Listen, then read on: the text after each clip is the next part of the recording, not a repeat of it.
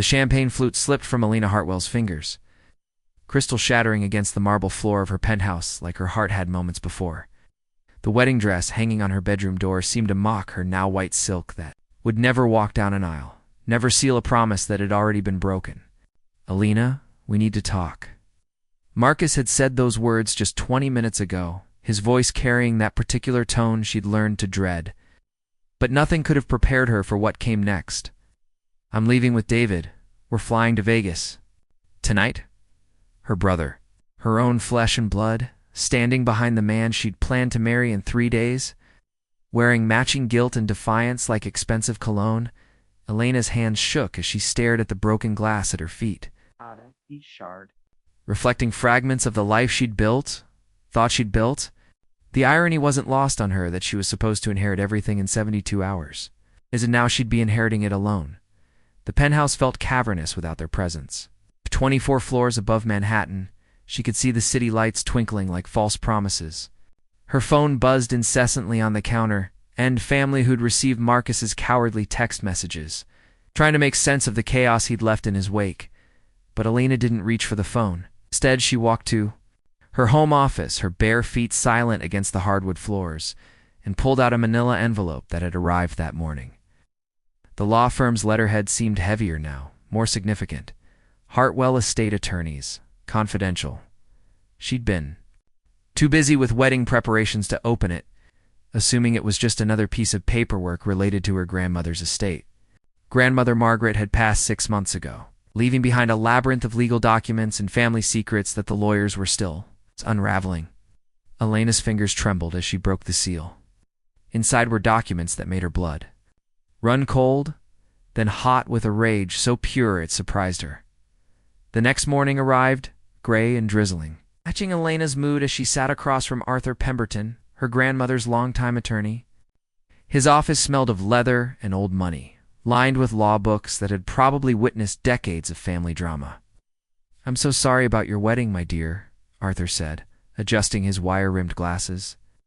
"Though I suspect after our conversation, today you might feel differently about recent events." Lena clutched her coffee cup like a lifeline.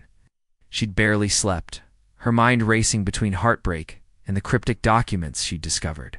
"Arthur, what exactly did my grandmother leave me? The documents mention conditions I don't understand." Arthur opened a thick file, his weathered hands careful with each page. "Your grandmother was a shrewd woman, Elena. She loved you dearly, but she also saw things about the people around you that perhaps you were too kind to notice." "Kind of things?" she had Marcus investigated. The words hit Elena like ice water. "She what?" 3 months ago, Margaret hired a private investigator. She suspected Marcus's motives weren't entirely pure.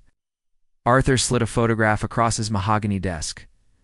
She was right. Elena stared at the image Marcus in an expensive restaurant, with a woman she didn't recognize, his hand intimate on the stranger's thigh.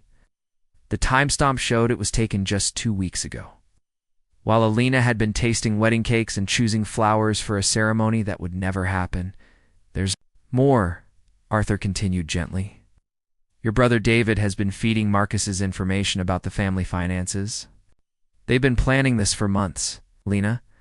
The elopement isn't about love, it's about positioning themselves for the inheritance that they believe you'll share with your new husband." Elena's vision blurred, but not from tears, from fury. "How much did they think they were getting?" Arthur's smile was grim. "They assumed you'd inherit the bulk of Margaret's estate, approximately $50 million.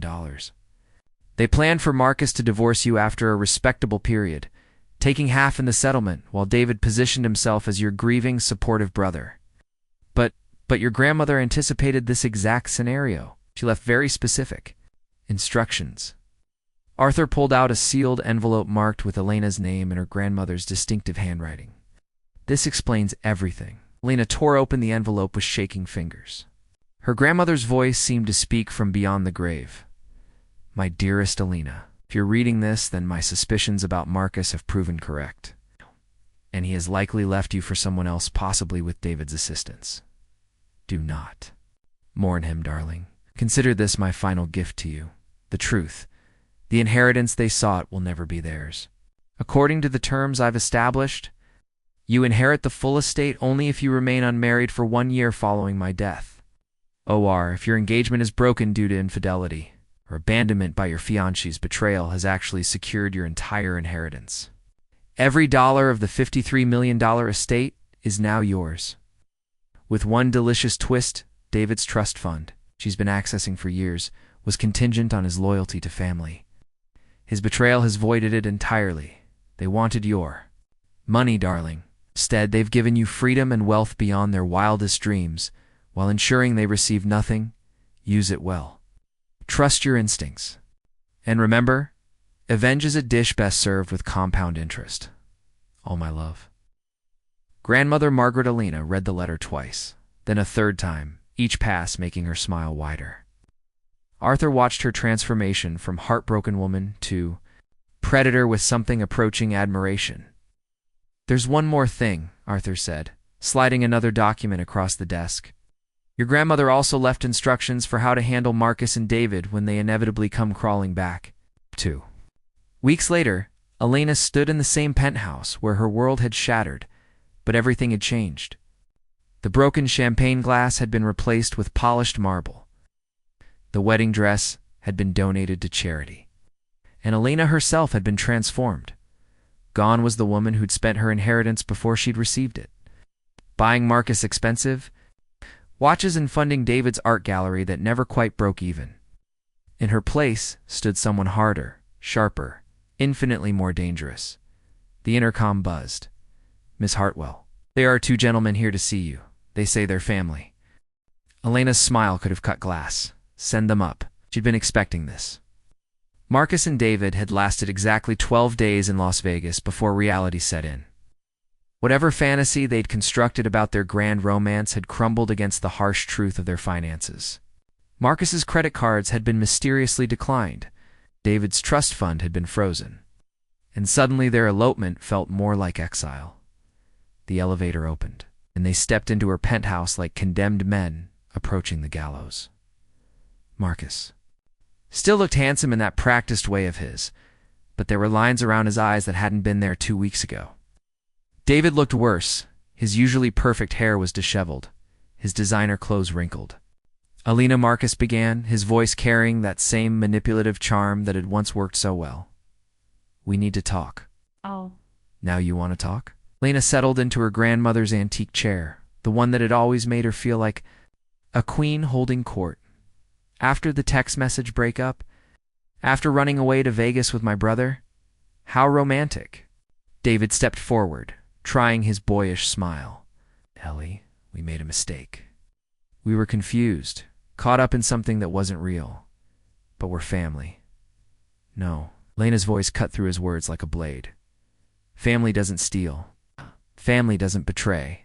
Family doesn't hire private investigators to research inheritance laws while pretending to plan a wedding. Oh. The color drained from both their faces. Oh yes, Elena continued, rising from her chair with predatory grace. I know everything. Private dinners where you discussed my finances, the meetings with lawyers about marital property law, the other women, Marcus's women, plural. Did you really think you could hide from Grandmother Margaret's investigators? Marcus's facade cracked completely. Elena, please, we can work this out. I love you. You love my money. Or rather, you love the idea of my money. Elena moved to the window, gazing out at the city that now felt more like her kingdom than her prison. It's fascinating how quickly love dies when the bank account's empty, isn't it? What are you talking about? David's voice rose with panic. The inheritance is mine. All of it.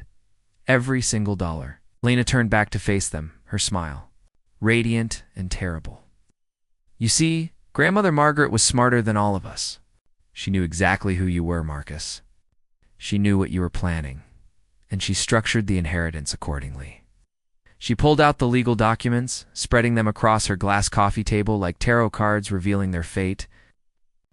$53 million becomes mine in full because my fiancé abandoned me for someone else. Your betrayal was literally the key to my inheritance. She looked directly at David. In your trust fund, it's the one that's been funding your lifestyle. For the past 5 years, it's voided entirely due to your disloyalty to family. David sank onto her white leather sofa as if his legs had given out. That's not ...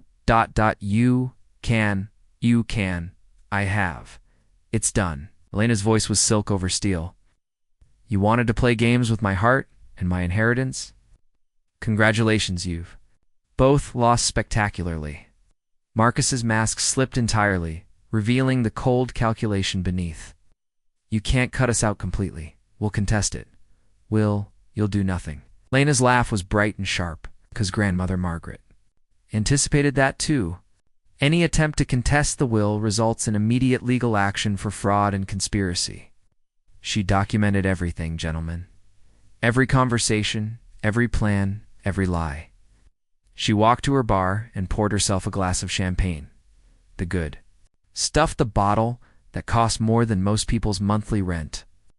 But I'm not completely heartless, Elena continued, her tone mockingly sweet. I'm prepared to offer you both something. Hope flickered in their eyes like dying candles. David, I'll give you $50,000, enough to start over, somewhere far from here. Consider it severance pay for 28 years of being my brother. And Marcus. His voice was barely a whisper. Marcus gets the bill for the wedding. He destroyed every vendor, every deposit, every dress and flower and invitation. Consider it a wedding gift from me to you and whoever you're with next week.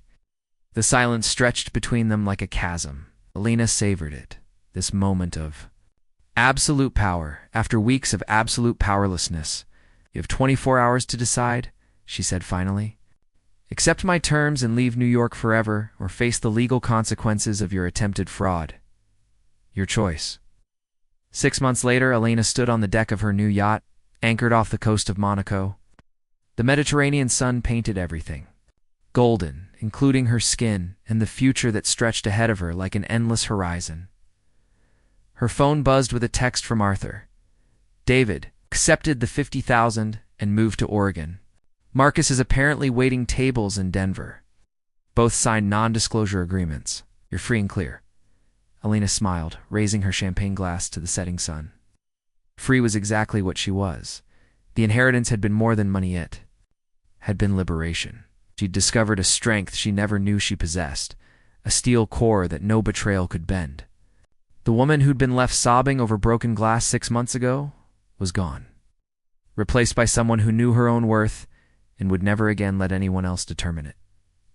Her yacht was named Margaret's Revenge, in honor of the grandmother who'd given her the greatest gift of all, the truth. And as Elena watched the sun sink into the Mediterranean, she toasted the future hers alone to command, hers alone to enjoy. The inheritance twist had been perfect. But the real twist was simpler and more profound. She'd never needed their love or loyalty to be complete. She'd only needed to learn to love herself. 2 years later, Lena stood in the gleaming lobby of the Margaret Hartwell Foundation for Women's Empowerment, watching as another group of women filed into the conference room. For their weekly support meeting, the foundation had become her greatest achievement, a place where women who'd faced betrayal, financial abuse, or family manipulation could find legal aid, counseling, and most importantly, community. Ms. Hartwell, Assistant Sarah, approached. With a tablet, the documentary crew is ready for your interview. They want to discuss how the foundation has helped over 3,000 women in the past 18 months. Lena nodded, smoothing her navy blazer. The documentary about wealthy women using their resources for social change had been Arthur's suggestion. Might as well let people know that revenge can be constructive, he'd said with that dry lawyer wit she'd grown to love. As she entered the interview room, Lena caught her reflection in the window. The woman staring back bore little resemblance to the broken person who'd swept up champagne glass on her penthouse floor. This Elena radiated confidence, purpose, and genuine happiness, the kind that came from within, not from someone else's validation. Ms. Hartwell, the interviewer began, you've used your inheritance to help women in situations similar to your own. Some might say you're trying to fix your past by fixing others' presents. Elena smiled. I'd say I'm preventing other women from discovering their strength the hard way. Every woman who walks through those doors is about to learn what I learned, that betrayal isn't the end of your story. It's often the beginning of your real life. The interview lasted an hour, covering the Foundation's programs, success stories, and Elena's transformation from victim to advocate. What they didn't capture was the quiet satisfaction Elena felt, knowing that Marcus and David's betrayal had ultimately benefited thousands of women. After the crew left, Elena found herself alone. In her office, looking at a framed photograph on her desk. It showed her with Dr. James Chen, the Foundation's head psychologist, at last month's charity gala. They'd met when she'd insisted on understanding the psychological profile of financial predators' knowledge. That helped her design better screening processes for women seeking help. James had been different from Marcus in every way that mattered. Where Marcus had been charming and manipulative, James was thoughtful and genuine. Where Marcus had seen dollar signs, James saw the person she'd become. Their relationship had grown slowly, built on mutual respect and shared values rather than passion and promises. Her phone rang, interrupting her thoughts. The caller ID made her smile. "Hello, James. Elena, I just saw the news about the Peterson case. Your legal team got her a settlement?" $2.3 million, Elena confirmed. Her ex-husband tried to hide assets in offshore accounts, but our forensic accountants are very good at their jobs. That's the 15th case this year where your foundation has recovered hidden assets for women. Grandmother Margaret always said knowledge was power. I've just weaponized it for good. James laughed, the sound warm and familiar. Speaking of your grandmother, I have something to tell you. I was going through old patient files with permission. Of course, Anne. I found something interesting. Elena leaned forward. What kind of interesting?